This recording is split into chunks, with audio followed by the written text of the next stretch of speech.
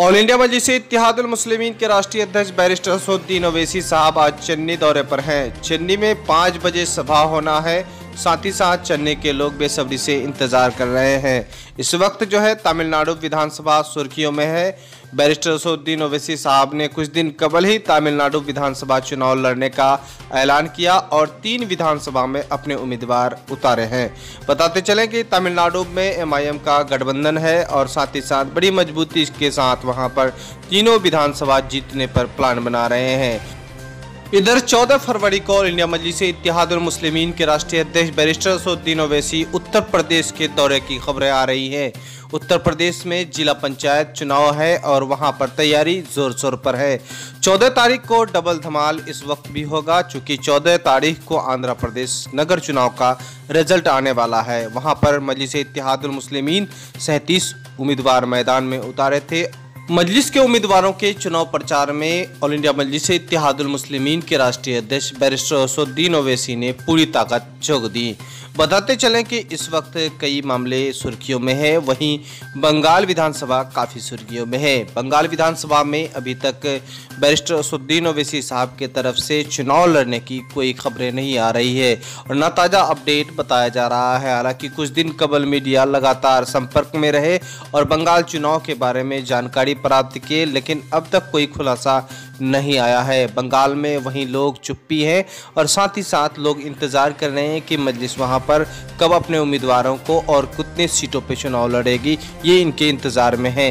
बताते चले कि कई मानों में देश अभी सुर्खियों में है, चूँकि मजलिस-ए-इत्तेहादुल मुस्लिमीन की सियासी अब बेदारी पूरे देश में चल रहा है। चाहे जिला पंचायत चुनाव हो या नगर पंचायत चुनाव या विधानसभा चुनाव, इन मामलों में काफ़ी सुर्खियों में है। 2021 में विधानसभा चुनाव बंगाल और तमिलनाडु में है, जिसकी तैयारी जोर शोर पर चल रहा है। वहीं तमिलनाडु में आज चेन्नई का दौरा करेंगे और चेन्नई में वहां पर बैरिस्टर असदुद्दीन ओवैसी साहब के 5 बजे सभा होनी है। चेन्नई में 3 उम्मीदवार वहां पर उतारे हैं और 3 उम्मीदवारों को मजलिस-ए-इत्तेहादुल मुस्लिमीन उतारने के बाद से ही ये विधानसभा अब सुर्खियों में आ गया है। बंगाल चुनाव भले ही अब तक घोषणा नहीं हो, लेकिन मजलिस की पूरी टीम बंगाल पर नजरें बनाई हुई है। आखिर तक घोषणा करेंगी और फैसले लेने में बहुत लेट हो चुके हैं, क्योंकि मजलिस जो रणनीति बना रही थी वो रणनीति मुकम्मल नहीं हो पा रही थी। हालांकि कई दफ़ा उन्होंने अपने समीकरण के दौरान बनाया, लेकिन वो समीकरण अब तक उनका सफल नहीं हो पाया। जिस तरह से बंगाल चुनाव अभी देखा जा रहा है, मजलिस को लेकर यकीनी है कि बहुत जल्द फैसला लेने के इरादे में है। बंगाल चुनाव इस वक्त देश में सुर्खियों में है। ऑल इंडिया मजलिस-ए-इत्तेहादुल मुस्लिमीन को लेकर कई लोगों ने गम और गुस्से का इजहार किया है। बताते चले कि बैरिस्टर असदुद्दीन ओवैसी साहब बंगाल चुनाव से ताल्लुक अभी तक किसी तरह का ऐलान नहीं किया है और साथ ही साथ कितने सीटों पर वहां पर चुनाव लड़ेगी और किन किन सीटों से चुनाव लड़ेगी, अपने उम्मीदवारों का घोषणा, ये सारी चीज़ अभी बहुत देर होने की वजह से कुछ लोगों में नाराज़गी है। बताते चले लोग कह रहे हैं कि बैरिस्टर असदुद्दीन ओवैसी साहब को ऐलान कर देनी चाहिए कितने सीटों पर लड़ेगी, या ऐसा है कि बंगाल चुनाव नहीं लड़ेगी। इस तरह की मौजूद बहस और चर्चे आम है। मजलिस-ए-इत्तेहादुल मुस्लिमीन के राष्ट्रीय अध्यक्ष बैरिस्टर असदुद्दीन ओवैसी साहब के दौरे के रद्द के बाद से ही इस तरह की बातें चल रही है। इस वक्त जहां पर जमीरुल हसन जो MIM के प्रदेश अध्यक्ष है, वो अब MIM से किनारा ले लेने के बाद से और वहां पर सियासी माहौल गर्म हो चुका है और मजलिस को लेकर तरह तरह के अफवाहें फैली जा रही है। बैरिस्टर असदुद्दीन ओवैसी साहब को कई मीडिया ने उन्हें बात की, लेकिन बंगाल के मुद्दे पर इस वक्त कुछ बताने से इनकार कर रहे हैं। हालांकि बंगाल के ऑब्जर्वर माजिद हुसैन ने बंगाल चुनाव लड़ने की बात कही है और साथ ही साथ उन्होंने ये भी कहा कि बंगाल में हमारी टीम काम कर रही है और 23 विधानसभा का जिस तरह से संकेत मिल रहा है कि 23 विधानसभा में अपने उम्मीदवारों को उतारने का फैसला लेने का प्रयास कर रहे हैं, लेकिन अभी आधिकारिक घोषणा नहीं है। कुछ सीटों का उन्होंने सर्वे किया है और साथ ही साथ ये भी बताया जा रहा है कि कुछ विधानसभा ऐसे हैं जहां पर बूथ लेवल तक उनका पकड़ मजबूत हो रहा है। बहरहाल बंगाल की सियासी माहौल इस वक्त गर्म है। कल ममता दीदी को वहां पर चोट आया और साथ ही साथ वो चुनाव रैली कर रहे थे नंदीग्राम विधानसभा से आते हैं, उन्हें कोलकाता लेके आया गया और वहां पर उनका इलाज चल रहा है। लेकिन इनके दौरान ही वहां पर और सियासी माहौल गर्म हो चुका है। ममता दीदी के खेमे के लोग अब काफ़ी जो है उनके चोट आने से गम और गुस्सा है और साथ ही साथ वहां पर प्रदर्शन भी कर रहे हैं। बताते चलें कि इस वक्त जो चुनाव करीब आ रहा है बंगाल का और सियासी माहौल गर्म होते दिखाई दे रहा है।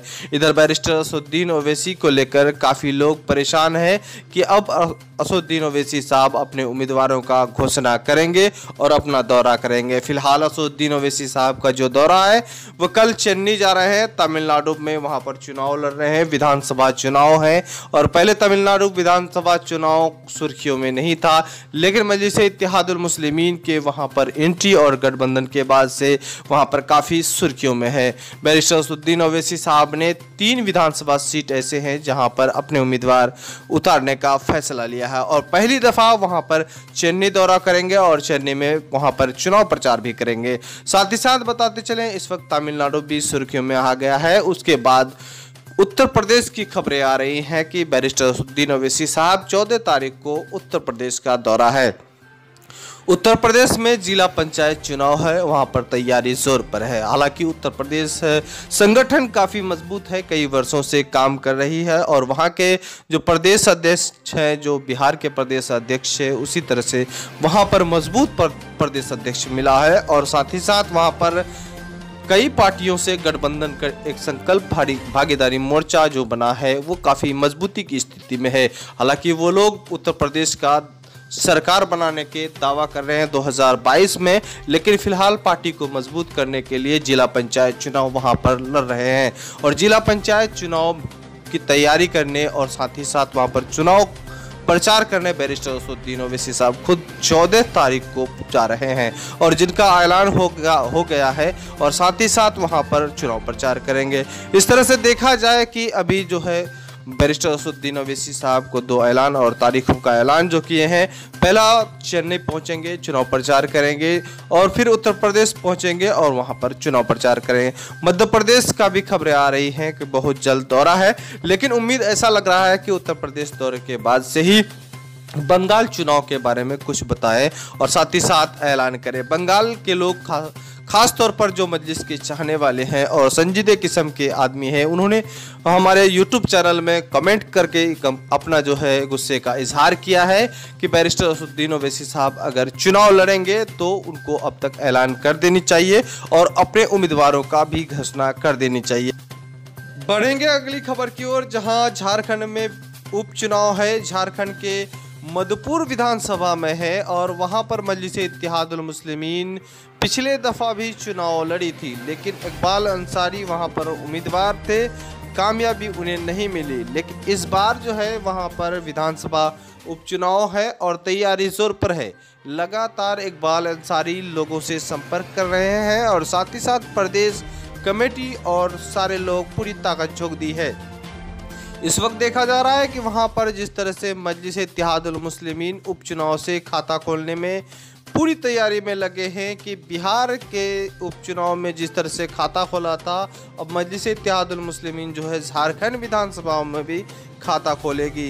हालांकि मजलिस इत्तेहादुल मुस्लिमीन इस वक्त झारखंड में जिस तरह से काम कर रही है, ऐसा लग रहा है कि खाता खोलने के बाद से ही झारखंड में बिहार का असर पड़ेगा। इस वक्त की बड़ी खबर आपको हम बता रहे हैं कि मजलिस के इकबाल अंसारी वहां पर बिल्कुल डटे हुए हैं और बिल्कुल दावे के साथ कर रहे हैं कि इस बार मजलिस का यहां से खाता खुलना तय है और यकीनी तौर पर तय है और यही मॉडल होगा झारखंड के लिए। मधुपुर विधानसभा में लोग बहुत बेसब्री से उम्मीद है और इंतज़ार भी है कि मजलिस यहां से चुनाव लड़े, लेकिन वक्त करीब है। हमारे साथी फुरकान आलम वहां पर हैं, उन्होंने हमको जानकारी देते हुए बताया है कि बिहार का असर यहां पर है और जिस तरह से देश भर में बिहार के चर्चे हो रहे हैं, इस तरह से अब मधुपुर विधानसभा में चर्चे हो रहे हैं। जिस तरह से बिहार में पहली दफ़ा मजलिस इत्तेहादुल मुस्लिमीन विधानसभा चुनाव लड़ी थी तो वहां पर उनके उम्मीदवारों का जमानत जब्त हो गया था और वहां पर चुनाव हारने के बाद बिहार में हौसले नहीं आ रहे। मजलिस के कार्यकर्ता डटे रहे, अवाम और जनता के सुख और दुख में साथ देते रहे और उनके मसाइल को हल करते रहे। लेकिन यही नतीजा है कि इस बार जो है वहाँ पर ये देखा गया कि बिहार में मुस्लिम और दलित मिलकर के दोनों का गठजोड़ हुआ और एक तरफा मजलिस इत्तेहादुल मुस्लिमीन को सीमांचल से जीत मिली। और वहाँ पर जिस तरह से सियासी बेदारी करने के लिए पूरी ताकत वहाँ के प्रदेश अध्यक्ष और पूरी एमआईएम की टीम ने झोंका, उस तरह से अब उत्तर प्रदेश को देखा जा रहा, उस तरह से अब झारखंड